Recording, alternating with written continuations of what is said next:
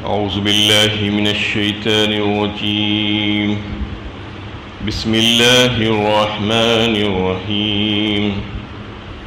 يا أيها الذين آمنوا من يرتد منكم عن دينه فسوف يأتي الله بقوم يحبهم ويحبونه أذلة على المؤمنين أعزة على الكافرين يجاهدون في سبيل الله ولا يخافون لومة لائم ذلك فضل الله يؤتيه من يشاء واللہ واسع علیم. اے ایمان والو، تم میں سے جو کوئی اپنے دین سے پھر جائے گا تو وہ اللہ کا کچھ نہ بگاڑ سکے گا. اللہ ایسے لوگوں کو لے آئے گا جن سے اللہ محبت رکھتا ہوگا اور جو اللہ سے محبت رکھتے ہوں گے. مومنوں کے حق میں نرم اور کافروں کے مقابلے میں سخت ہوں گے. اللہ کی راہ میں جہاد کریں گے اور کسی ملامت کرنے والے کی ملامت سے نہیں ڈریں گے. یہ اللہ کا فضل ہے، جس کو چاہے عطا فرمائے، اور اللہ بڑی وسعت رکھنے والا اور سب کچھ جاننے والا ہے. یہ سورہ مائدہ کی 54 نمبر کی آیت ہے. اس آیت میں اللہ تعالیٰ ایمان والوں سے خطاب کر رہے ہیں اور کہا جا رہا ہے کہ اگر کوئی فرد واحد یا جماعت اس حد تک آگے بڑھ جائے نافرمانی میں اللہ تعالیٰ کی کہ بالکل ہی اسلام ہی سے نکل جائے اور مرتد ہو جائے، ہو کر غیر مسلموں کے ساتھ مل بھی جائے، تو بھی وہ اسلام کا یا اللہ کا کچھ نہیں بگاڑ سکیں گے. اسلام کو کچھ نقصان نہیں ہوگا ان کی وجہ سے. اور اللہ تعالیٰ اس بات پر قدرت رکھتے ہیں کہ وہ ان کی جگہ کسی دوسری جماعت کو لے کر آ کر کھڑا کر دیں گے جو دین کی اشاعت اور اس کی حفاظت کا کام انجام دیں گے. اور یہ ضروری نہیں ہے کہ وہ کام کرنے والی جماعت کوئی بہت بڑی جماعت یا ادارہ ہو، بلکہ اللہ تعالیٰ تو بسا اوقات چھوٹے چھوٹے تنکوں سے کام لے لیتے ہیں بڑے بڑے. تو اللہ تعالیٰ جس کو چاہیں گے لا کر کھڑا کر دیں گے. یہ وہ جماعت ہوگی خدا پرست جماعت اور مخلص جماعت جو منافقین میں سے نہیں ہوگی. یہاں پر یہ واضح کرنا مقصود ہے کہ دین کی جد و جہد کے لیے مصلحت پرستی اور منافق قسم کے لوگ بالکل بیکار ہیں. اس بلند مقصد کے لیے جن صفات کے لوگ مطلوب ہیں ان کی صفات کا تذکرہ اس آیت میں اللہ تعالیٰ فرما رہے ہیں کہ منافقوں کو دنیا سے محبت تھی. ظاہر ہے ایسے لوگوں کو اپنی دنیا بنانے سے فرصت ہی کہاں ہو سکتی ہے کہ وہ دین کے کام کو انجام دے سکیں اور دین کی خدمت کریں.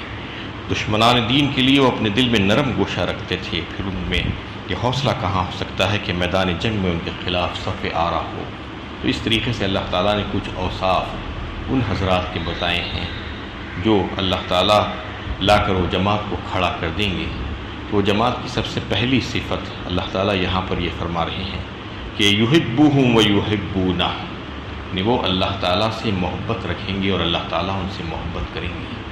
یہ محبت کا معیار سورہ آل عمران میں اللہ تعالیٰ نے ایک آیت میں واضح فرمایا، قل ان کنتم تحبون اللہ فاتبعونی، کہہ دیجئے اے نبی صلی اللہ علیہ وسلم اگر تم لوگوں کو اللہ تعالیٰ سے محبت کا اگر دعویٰ ہو تو میری اتباع کر لو. مطلب یہ ہے کہ اپنی زندگی میں سنت رسول صلی اللہ علیہ وسلم کو اپنی زندگی کا محور بنا لیں. زندگی کا ہر شعبہ جو ہے سنت رسول سے جگمگا جائے. یہ ہونا چاہیے. اگر اللہ کی محبت کا دعویٰ کوئی کر رہا ہے تو پھر اللہ تعالیٰ بھی اس سے محبت کریں گے. ورنہ اگر یہ نہیں ہوگا، صرف دعویٰ ہی ہوگا، تو پھر اس کا مطلب یہ ہے کہ وہ جھوٹا دعویٰ ہے. اللہ تعالیٰ سے محبت کا دعویٰ سچا نہیں ہے اور اس کی وجہ سے اللہ تعالیٰ بھی اس سے محبت نہیں کریں گے. جب تک کہ اللہ کے رسول صلی اللہ علیہ وسلم کی سنتوں سے پیار کرتے ہوئے جو ان کی اتباع نہیں کرے گا، اپنی زندگی کا محور نہیں بنا لے گا اس کو، اور احکام شریعہ کی پابندی نہیں کرے گا، اس کو بجا لانے کے سلسلے میں غفلت اور کوتاہی سے کام لے گا، تو پھر اس سے اللہ تعالیٰ محبت نہیں کریں گے. تو اس کا مطلب یہ ہے کہ وہ ارتداد کا مقابلہ کرنے والی جو جماعت ہوگی، وہ جماعت اللہ کے نبی صلی اللہ علیہ وسلم کی سنتوں سے پیار کرنے والی جماعت ہوگی، نہ کہ بدعات کو شروع کرنے والی جماعت ہوگی، نہ کہ احکام شریعہ سے غفلت اور کوتاہی کرنے والی جماعت ہوگی. سب سے پہلی صفت ان کی اللہ تعالیٰ نے یہ بتائی،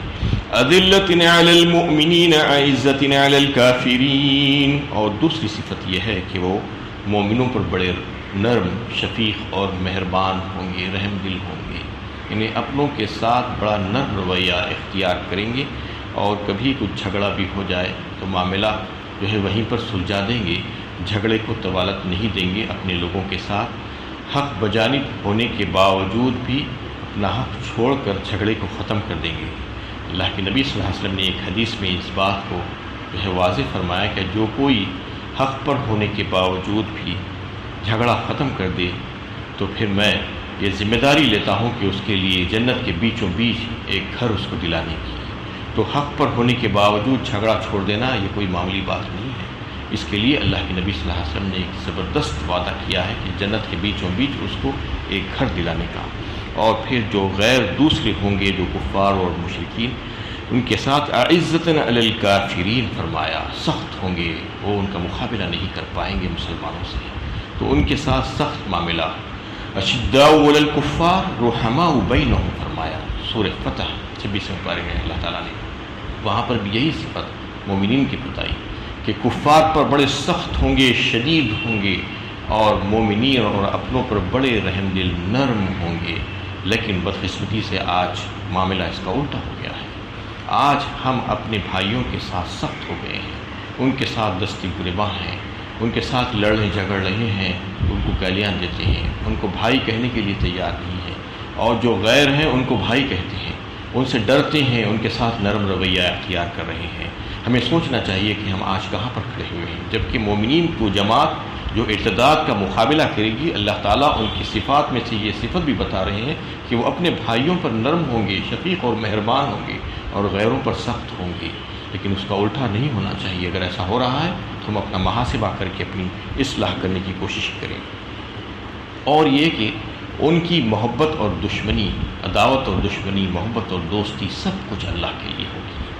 اپنے لیے، اپنی ذات کے لیے، اپنے حقوق کے لیے، اپنے معاملات کو طے کرنے کے لیے نہیں ہوگی، اللہ اور اس کے رسول اور اس کے دین کی کامیابی کے لیے ہوگی۔ جو کچھ بھی ہوگا ان کا یعنی دشمنی کا، ان کی لڑائی کا جو رخ ہوگا وہ غیروں کی طرف ہوگا، اپنوں کی طرف نہیں ہوگا۔ اللہ تعالیٰ نے اس میں ارشاد فرمایا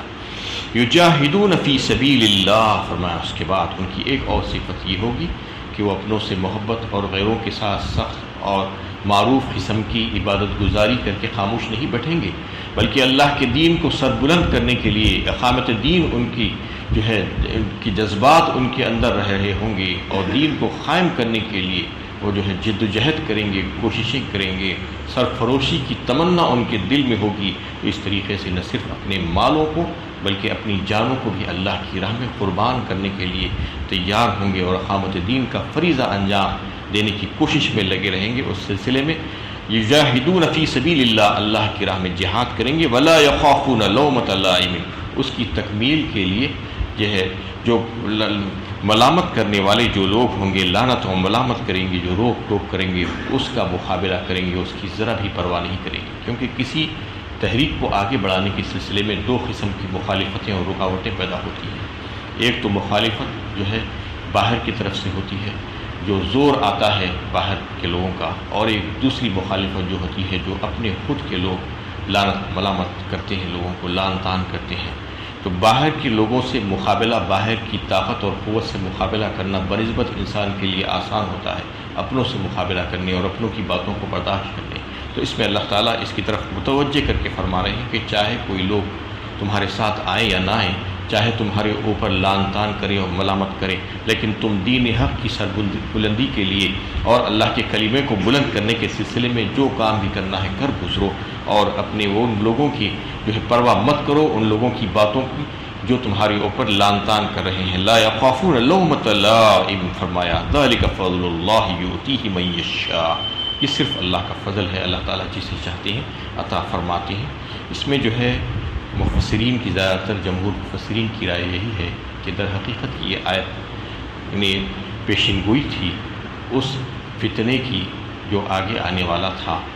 اور اس میں خوشخبری تھی اس جماعت کی جو ہمت کے ساتھ وہ فتنے کا مقابلہ کر کے کامیاب ہونے والی جو جماعت تھی۔ یہ فتنہ ارتداد جو پھیلنے والا تھا آگے،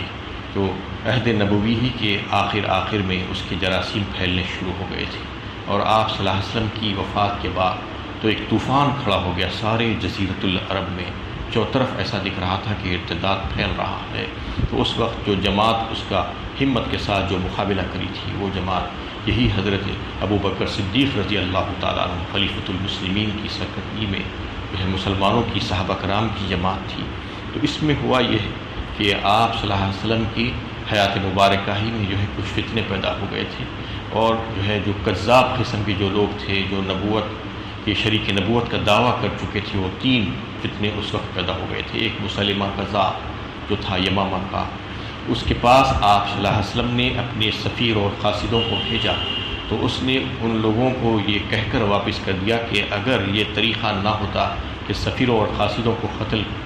کرنے کا، تو پھر میں ان کو قتل ہی کر دیتا، اس لیے جو ہے میں ان کو کچھ دینے دلانے والا نہیں ہوں، یہ کہہ کر واپس کر دیا۔ اس وقت آپ صلی اللہ علیہ وسلم کو موقع نہیں ملا اس کی سرخوبی کا، اور پھر اس کے بعد آپ کی وفات ہو گئی۔ اور دوسرا فتنہ جو ہے اس وقت جو پیدا ہوا تھا، جو کذاب جو آیا تھا، وہ اسود انسی تھا، جو ایک قبیلے مسجد کا جو ہے یمن کا جو قبیلہ تھا، اس نے نبوت کا دعویٰ کیا تھا۔ اس وقت جو ہے یمن کے جو حاکم تھے آپ صلی اللہ علیہ وسلم کی طرف سے مقرر کردہ، ان کو آپ صلی اللہ علیہ وسلم نے یہ حکم دیا کہ اس سے مقابلہ کریں، اور ان لوگوں نے جب مقابلہ کیا اور اسود انسی کو قتل کر دیا گیا جس رات کو، اس کے دوسرے ہی دن آپ صلی اللہ علیہ وسلم اس دنیا سے رخصت ہو گئے۔ اور پھر اس کی اطلاع صحابہ کرام کو جو ملی ربیع الاول کے آخر میں ملی۔ اور تیسرا فتنہ جو ہے اور ایک کھڑا ہوا تھا، جو قبیلے بنو اسد سے جو پیدا ہوا تھا، وہ فتنہ بھی جو ہے بہت طویل چلا، اور طلیحہ بن قویلد نام کا جو شخص تھا، اس نے بھی جھوٹی نبوت کا دعویٰ کر چکا تھا۔ تو اس طریقے سے میں آپ صلی اللہ علیہ وسلم کی وفات سے پہلے ہی یہ جراثیم پھیلنے شروع ہو گئے تھے، اور پھر آپ صلی اللہ علیہ وسلم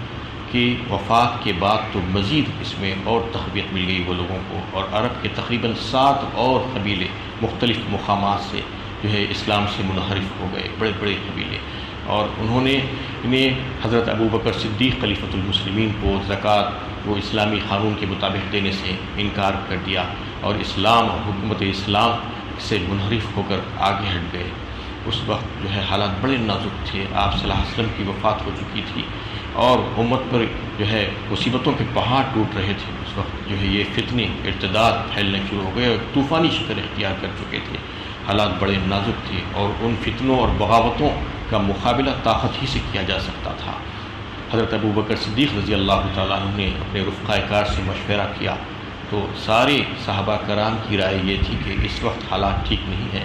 ہمارے پاس اگر ہم اندرونی طور پر جنگ لڑیں گے اپنے ہی مسلمانوں سے، تو پھر بیرونی دشمن پر حملہ آور ہو سکتا ہے۔ لیکن حضرت ابو بکر صدیق رضی اللہ تعالیٰ عنہ نے بڑے صبر و استقلال کا مظاہرہ کرتے ہوئے ہمت سے جواب دیا کہ ایسا نہیں ہو سکتا، کیونکہ جو اللہ کے نبی صلی اللہ علیہ وسلم کے احکامات کی پرواہ نہیں کرے گا اور اسلام کے قانون کی دھجیاں اڑانے کی کوشش کرے گا، تو پھر میرا یہ فرض ہے، میری ذمہ داری ہے کہ میں اس سے مقابلہ کروں، اس سے جہاد کروں۔ اور انہوں نے علل اعلان یہ کہہ دیا کہ چاہے کوئی میرا ساتھ دے یا نہ دے، سارے جن و انس اور سارے جو ہے حجر جو ہے اگر میرا ساتھ چھوڑ دیں اور میرے خلاف بھی ہو جائیں گے، تو میں اکیلا تنہا ان لوگوں سے جہاد کروں گا۔ یہ کہہ کر انہوں نے گھوڑے پر سوار ہو کر چلنا شروع کر دیا۔ اس وقت سارے صحابہ کرام کو یہ بات محسوس ہوئی کہ واقعی میں جو ہے وہ فتنہ اور ارتداد کا مقابلہ ہونا چاہیے، تو انہوں نے ان کو جو ہے پکڑ کر لا کر بٹھایا، اور پھر پورے رائے مشورے سے جو ہے انہیں تو یہ باتیں جو ہے ترتیب دی گئی کہ کس طریقے سے مقابلہ کیا جائے، اور مختلف جماعتوں کو ان سے مقابلے کے لیے بھیجا گیا۔ حضرت خالد بن ولید رضی اللہ تعالیٰ عنہ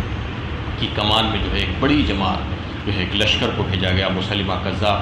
سے مقابلہ کرنے کے لیے، اور زبردست معرکہ آرائی ہوئی۔ اس کے بعد اس کو قتل کر دیا گیا، اور اس کی جو جماعت تھی وہ پھر سے جو ہے اسلام میں داخل ہوئی طائب ہو کر۔ اس طریقے سے جو ہے جو اسود انسی کا جو قتل کر دیا گیا تھا، وہ تو آپ صلی اللہ علیہ وسلم کی زندگی کے آخری ایام ہی میں ہو گیا تھا، اس کی اطلاع کافی دیر سے پہنچی، لیکن سب سے پہلی خوشخبری انہیں عہد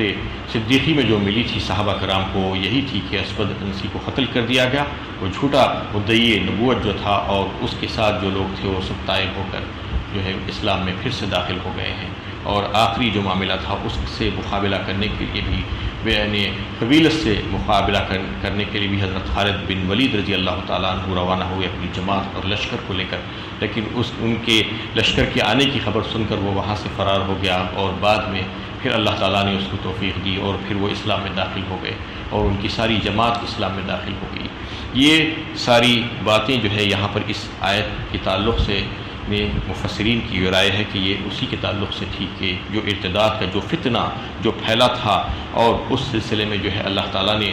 جو پیشن گوئی فرمائی تھی کہ ارتداد ہوگا، اور پھر خوشخبری بھی سنائی تھی کہ ایک جماعت اس کا مقابلہ کرے گی، تو اس میں اللہ تعالیٰ آگے کی آیت میں یہ بتا رہے ہیں کہ فَإِنَّ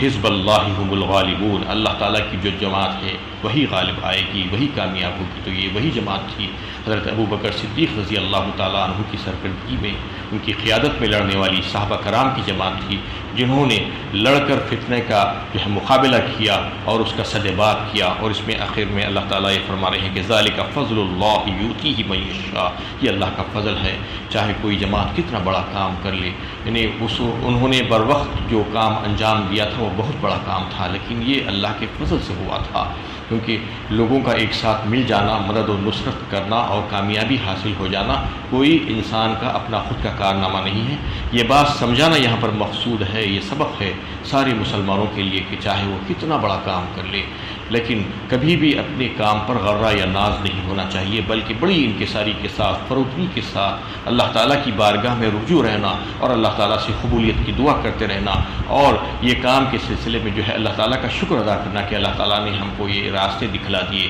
اور لوگوں کی مدد جو ہے ہمارے ساتھ شامل ہو گئی۔ تو اس میں جو ہے کبھی بھی غرہ یا ناز نہیں ہونا چاہیے، بلکہ اللہ کے فضل کی وجہ سے جو ہے یہ کام ہوا، یہ سمجھ کر اللہ کی بارگاہ میں وہ کاموں کو پیش کرنا چاہیے۔ وآخر دعوانا الحمد للہ رب العالمین۔